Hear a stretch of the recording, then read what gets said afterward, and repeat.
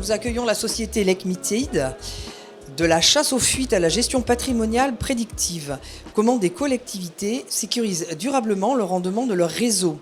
Avec Claire Guillou, qui est directrice marketing de Lecmitide, Mathis Guyot, directeur de l'expertise technique de Lecmitide, Jean-François Marinier, président du syndicat Eau La Vigne aux Champs, et Abija Vangin, directeur du syndicat d'eau La Vigne aux Champs.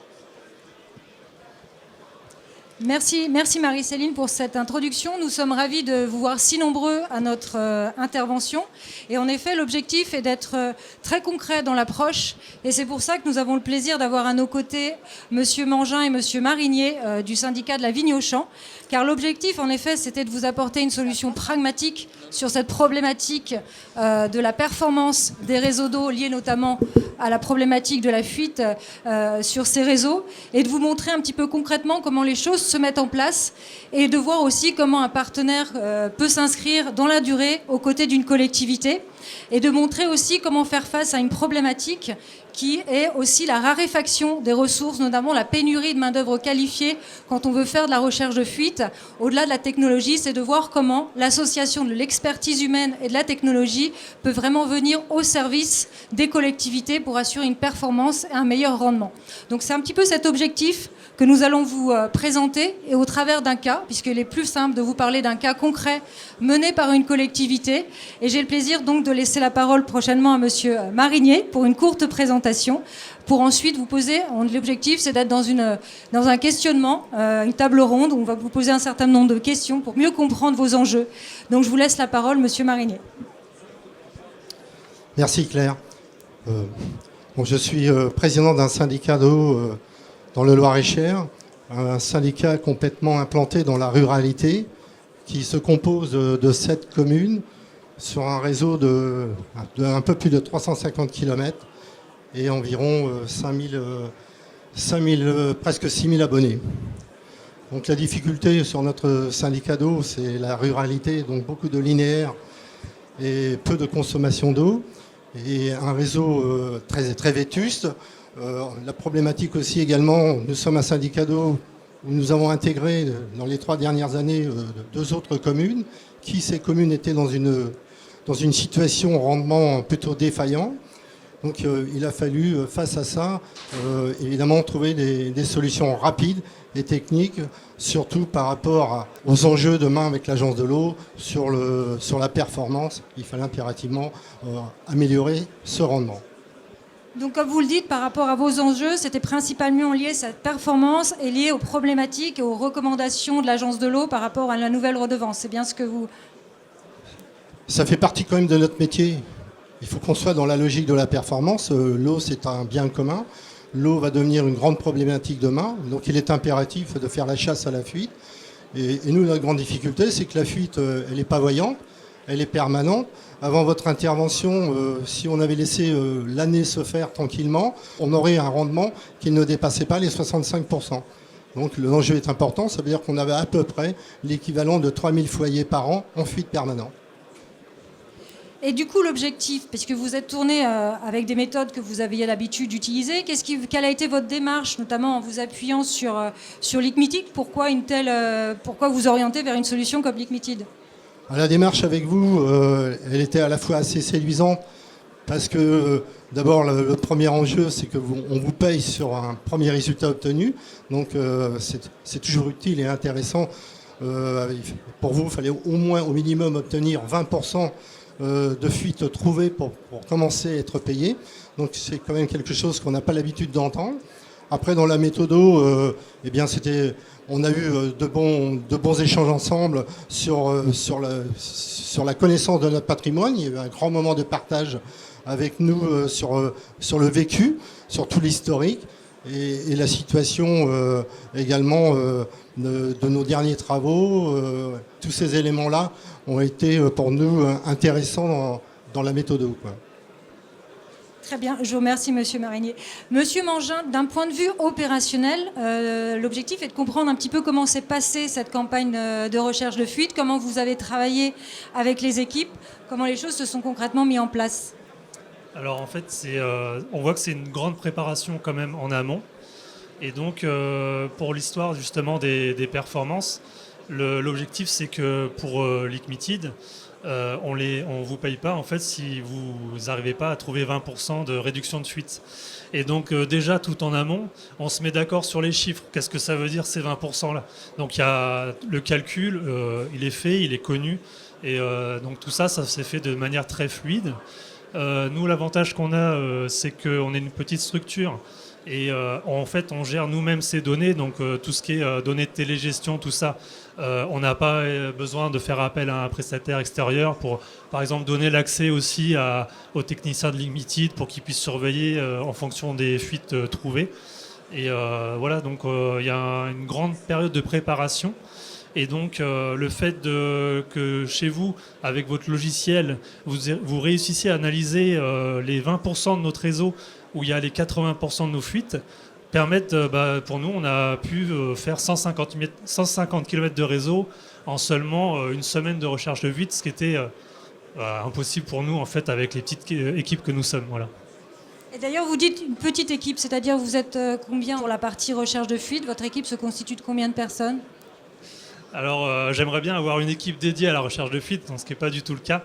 En fait, on a seulement 5 personnes en fait, de terrain qui gèrent à la fois les abonnés, les compteurs abonnés, ils gèrent les branchements, ils gèrent les fuites, voilà, ils font aussi de la recherche de fuite.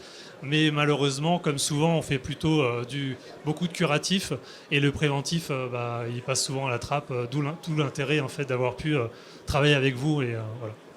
Et sur le choix de ces 150 km, vous êtes parti sur quelle hypothèse pour choisir ces 150 km de réseau? Eh ben, ça s'est fait simplement avec l'historique qu'on avait, nous, déjà par rapport au débit des débitmètres de tête de production. Donc on avait déjà identifié des secteurs fuyards. Seulement, on n'était pas équipé pour pouvoir trouver toutes les fuites qu'on avait. Voilà. Et si je devais parler d'un point de vue résultat, même si on ne les voit pas s'afficher là, concrètement, comment cette démarche s'est réalisée? Quels résultats vous avez pu obtenir au bout de cette campagne qui vous dites s'est conduite en 1 à 2 semaines? Alors, je crois que c'était 4 jours avec 2 techniciens de recherche de fuite. Ils ont réduit 3 jours, on m'a dit 3 jours. 3 personnes. 4 jours, 3 personnes. On a eu 77% de réduction de fuite. Si, comme M. Marinier disait tout à l'heure, le président, si on avait laissé comme ça fuir toute l'année, si mettons on avait vraiment fait 0 réparation, le rendement de 75% qu'on avait au départ en 2024, on aurait peut-être eu en 2025 65 ou 63% de rendement. Et donc là, pour l'année 2025, on peut espérer gagner 5% d'après les premiers relevés qu'on a fait sur les compteurs de consommation chez les abonnés. On pourrait avoir gagné quand même 5% de rendement. Donc passer de 75 à 80%. D'accord. Et du coup, en termes puisque la campagne de recherche de fuite s'est faite, et une fois les réparations, vous étiez en mesure de les engager assez rapidement dans la foulée? C'est des choses qui se font quasiment rapidement? Oui, pour entrer dans la performance par rapport à cette mission, les équipes, en même temps qu'on détectait des zones fuyards, on était dans la réparation immédiate. Ce qui fait qu'on a eu les effets immédiatement. Alors, pour dire au niveau quantité et chiffres sur la mission qui a été réalisée par vos équipes et notre équipe, on a fait un gain de 167 000 m3.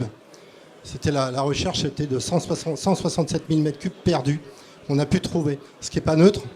Ce qui n'est pas neutre dans notre production, qui est l'équivalent à peu près de 1600 habitants, hein, mine de rien. Ah oui, ce qui est considérable sur cette campagne en si peu de temps.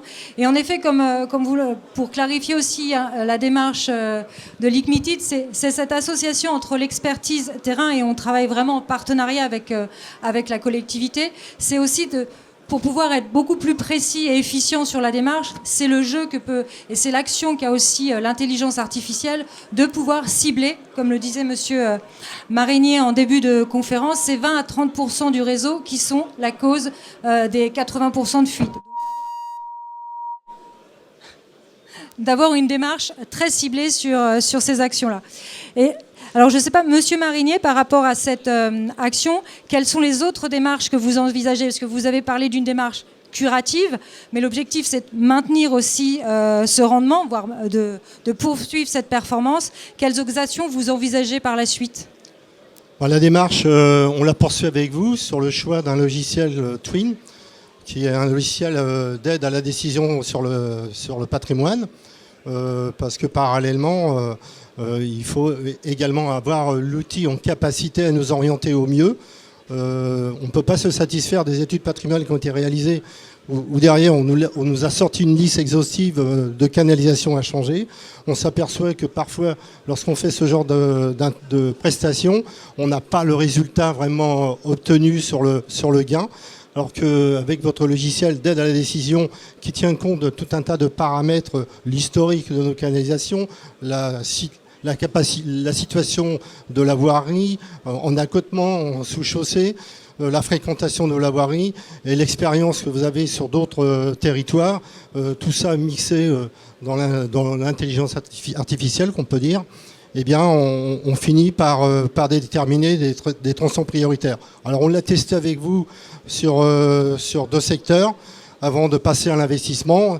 Et à chaque fois, sur ces 2 secteurs, le résultat était là, était bien ciblé. Il fallait impérativement investir dans ces paramètres, dans ces zones-là. Donc, nous l'avons fait. Les travaux sont terminés et on commence à voir des résultats se présenter à nous. Donc là, si je comprends bien, cette prochaine étape, c'est avec la partie patrimoniale et l'élaboration de votre plan pluriannuel sur l'appui de cette solution qui va venir compléter votre dispositif. Oui, totalement. Et cet outil va être glissé parce que j'ai une double casquette. Je suis vice-président d'une communauté de communes en charge de la compétence eau et assainissement. Donc on vous présente un petit peu le volume et le paramètre, le volume de cette compétence, 33 communes. Et un peu plus de 25 000 abonnés sur 1222 km de réseau, et bien là, évidemment, nous sommes un peu le syndicat pilote. On fait des essais. Une fois que ça fonctionne, on glisse ça à l'échelle de la communauté de communes pour l'ensemble du territoire. Je vous remercie. Merci beaucoup pour ce retour. Alors, je ne sais pas s'il y a quelques questions de la salle avant de poursuivre cette présentation. Alors, pas de questions pour l'instant, les gens sont encore timides, mais je suis sûre qu'elles viendront à l'issue de la démonstration. L'objectif aussi, c'est de montrer un petit peu comment la technologie peut appuyer ce que présentait Monsieur Marinier sur la partie patrimoniale. Ce retour, en effet, met en évidence ce que la recherche de fuite est certes indispensable pour améliorer la performance d'un réseau, toutefois pour la maintenir dans la durée et d'avoir vraiment une démarche de longévité sur cette performance, c'est de pouvoir le compléter par une démarche prédictive et de pouvoir aussi avoir une vraie capacité d'analyse et de soutien à la décision.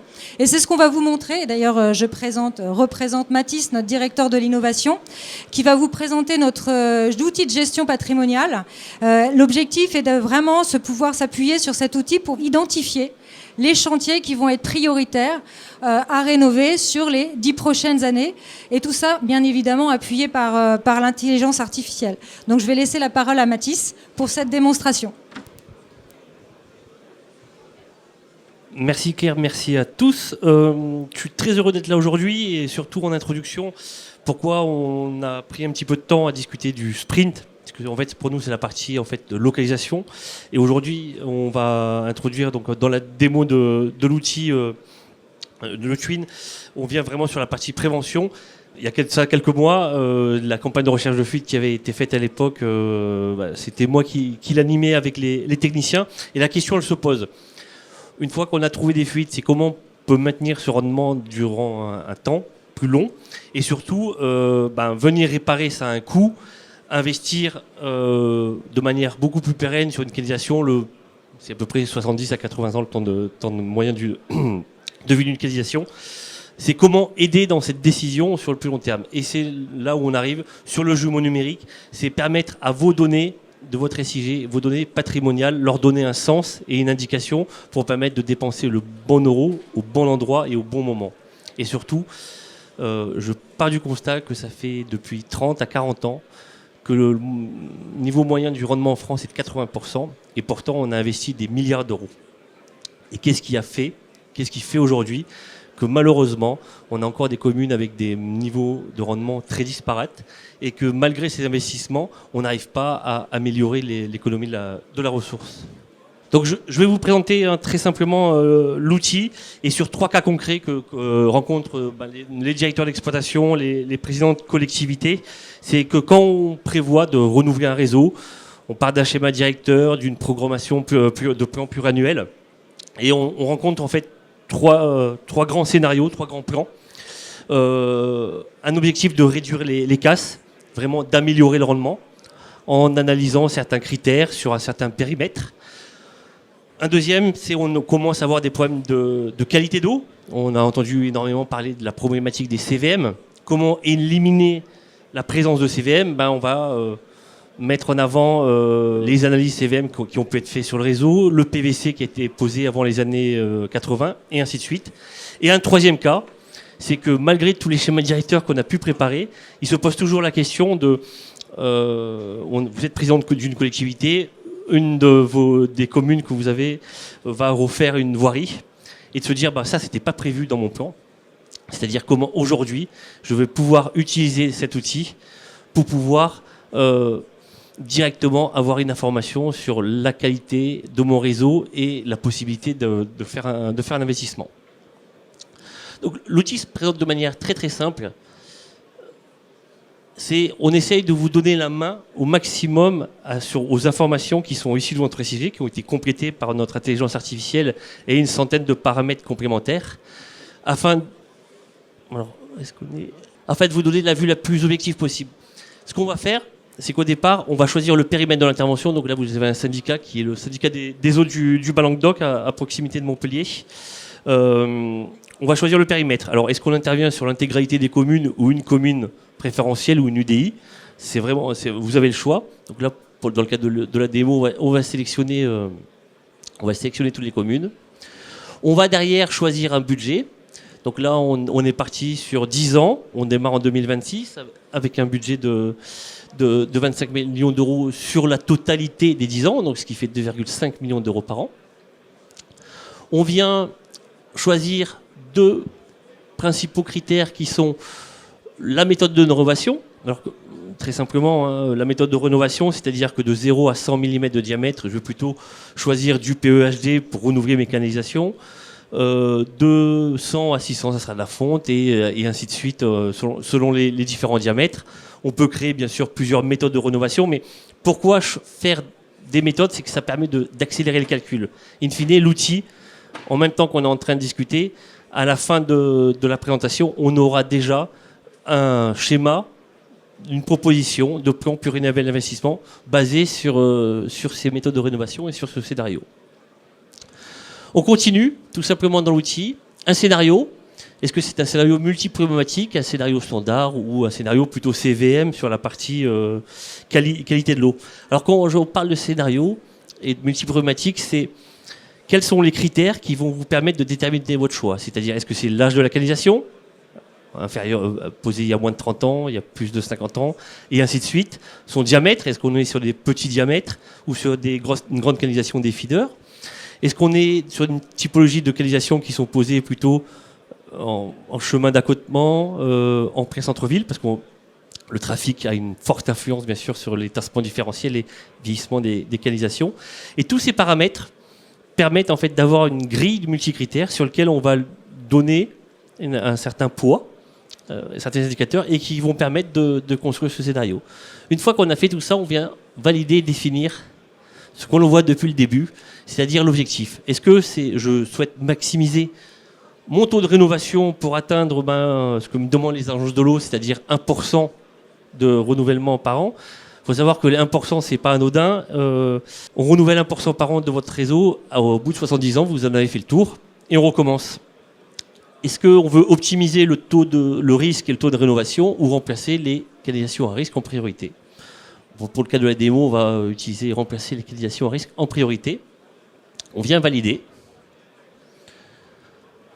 Et très clairement, vous allez savoir s'afficher. Donc pour un budget donné, sur les 10 ans, vous avez chaque année un nombre de chantiers qui a été mis en avant avec un budget et à côté toutes les informations qui sont issues d'un BPU, d'une grille d'analyse multicritère, ce que vous voyez, la longueur, et un risque de performance, ce qu'on appelle le risque liquidité, qui est notre risque calculé par l'IA. Très simplement, vous allez pouvoir naviguer dans l'outil, aller visualiser le budget, qui est bien sûr peut être modifié parce que les prix ne sont pas les mêmes selon les différents BPU, les différents marchés de travaux, et vous avez la main. L'outil n'est qu'un vecteur, c'est-à-dire qu'aujourd'hui, le scénario tel que je l'ai préparé et que la démo vous le présente, c'est directement le syndicat. On va lui préparer l'environnement, mais tous les choix qui sont là sont entre ses mains. C'est-à-dire que nous, on vient uniquement mettre à jour l'outil, proposer de nouvelles simulations, proposer de nouvelles améliorations. Parce que dans les améliorations aussi qu'on vous présente aujourd'hui, c'est-à-dire qu'une fois que vous avez validé votre plan, vous voulez aussi avoir quel est l'impact de mon plan sur les économies d'eau, parce qu'on parlait de recherche de fuite tout à l'heure, on a maintenu, voire amélioré un certain niveau de rendement, mais est-ce qu'aujourd'hui se pose la question que je vais investir 10 millions, 2 millions, 5 millions, selon une UDI, qu'est-ce que ça va donner à horizon 10 ans? Alors c'est un programme en bêta, donc je vous prierai de prendre les chiffres avec un petit peu plus de recul, mais aujourd'hui, en investissant sur des canalisations à risque en priorité, grâce aux ILP, au niveau de rendement, on économise un volume en mètres cubes qui est présenté ici, et on a une progression du rendement de réseau, c'est-à-dire qu'aujourd'hui, on pourra présenter à l'agence de l'eau qu'on va investir sur des canalisations à risque, sur des canalisations en PVC qui va permettre de réduire les CVM, mais qui aussi participent à la performance du réseau. Donc, l'utilité de cet outil, c'est vraiment de vous donner un maximum d'informations dans un périmètre que vous avez défini, et surtout quelque chose qui reste accessible, puisque l'outil en lui-même vous permet de déplacer des chantiers d'année budgétaire en année budgétaire, d'en supprimer, d'en rajouter, de vous proposer aussi également, je ne l'ai pas ici malheureusement, mais des fiches chantiers, des fiches projets sur lesquelles vous pouvez vous justifier auprès de l'agence de l'eau d'une demande de subvention. De pouvoir en fait exporter également aussi vos données. Et on propose, puisqu'on parle d'intelligence artificielle, on a aussi développé notre propre algorithme qui vous permet aujourd'hui d'avoir une vision beaucoup plus large en fait de votre programme d'investissement. Selon les années budgétaires, on vous dit voilà, quel est le territoire concerné par les investissements de l'année 2026 ou 2027, quelles sont les économies d'eau qui sont projetées, combien de chantiers se va représenter, et ainsi de suite. Et cet outil-là, c'est redonner la main en fait à des choix au lieu de les subir en un levier acteur. Et ça permet, vous l'avez dit très simplement, quand vous avez testé l'outil, vous avez aussi fait les travaux et vous êtes en train d'en observer l'impact. Dans un outil d'aide à la décision, il y a 3 piliers dans la gestion de la performance réseau. C'est surveiller, la surveillance des débits. C'est localiser la gestion des fuites, mais c'est aussi prévenir grâce au renouvellement du réseau. Et en fait, la performance du réseau, elle passe obligatoirement par ces trois sujets. Voilà. Merci Mathis. Je ne sais pas si Marie-Céline, on a le temps pour quelques questions où on a débordé. Dans tous les cas, je vous invite aussi à nous retrouver sur notre stand. Nous sommes au 8. Vous verrez, c'est le stand 31. Il y a généralement assez de monde, donc on sera ravis de vous y accueillir. Pour conclure, et merci à Monsieur Marinier, à Monsieur Mangin pour votre retour d'expérience. N'hésitez pas aussi à échanger avec eux, et aussi notre capacité à pouvoir intervenir sur tout type du territoire, ruraux comme urbains ou périurbains, et aussi quelle que soit la qualité de vos données, puisque l'objectif c'est de travailler avec une hétérogénéité de données et de pouvoir être efficace quel que soit le contexte. Voilà, donc n'hésitez pas à nous solliciter, on sera ravis de pouvoir répondre à toutes vos questions.